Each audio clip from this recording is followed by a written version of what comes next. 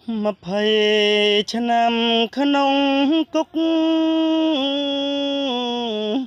ដោយដៃស្រីល្អ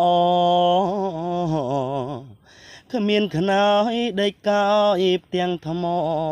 ខ្មៅឡងកកជីវិតខុសគេ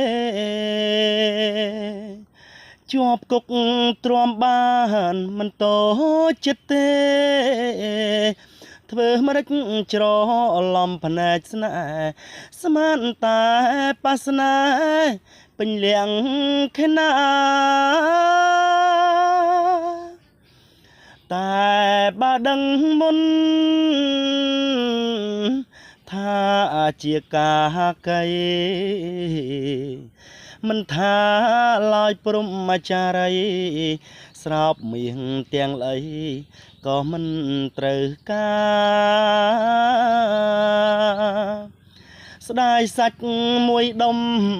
បញ្ញាចំមាត់ខ្លា